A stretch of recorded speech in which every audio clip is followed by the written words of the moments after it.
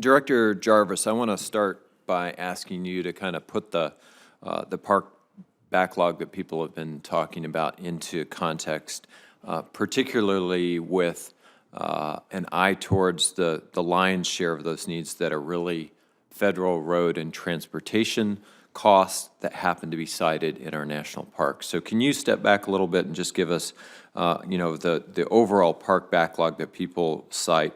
How much of that is actually road and transportation costs? Thank you, Senator, for that question.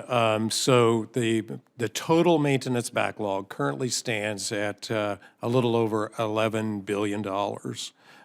About half of that are roads and bridges, the sort of transportation infrastructure of the national parks. And these are federal roads, the Going to the Sun Highway, the Loop Road in Yellowstone, the roads in Mount Rainier. These are federal roads, and the transportation bill, which we hope will be signed very soon, will provide additional funds. That was actually my follow-up, was like, how much of a dent are we going to be able to put in that roads backlog with the current transportation bill?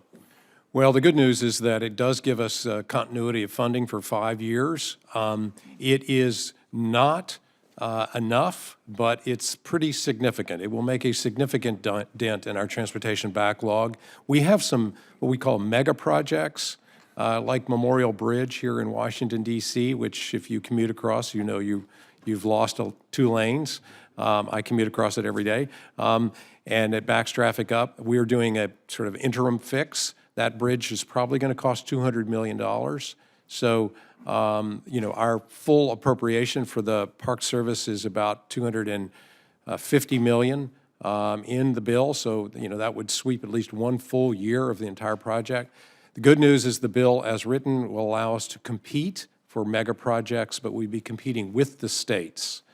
So there's not a set aside specifically for the federal side of the family, but I think some of these projects will compete well.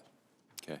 Thank you for touching on that, because I think it's really important context. And certainly we have enormous backlog issues that are not transportation related, but when half of your backlog is related directly to our inability to adequately fund transportation, I think people need to understand that. We have some big parks backlog issues in New Mexico. Chaco, Carlsbad Caverns is a very developed park because of the elevator and other unique sort of things that occur when you have a large cavern system like that are not inexpensive to maintain. Bandelier with the flooding, but a big chunk of it obviously is transportation.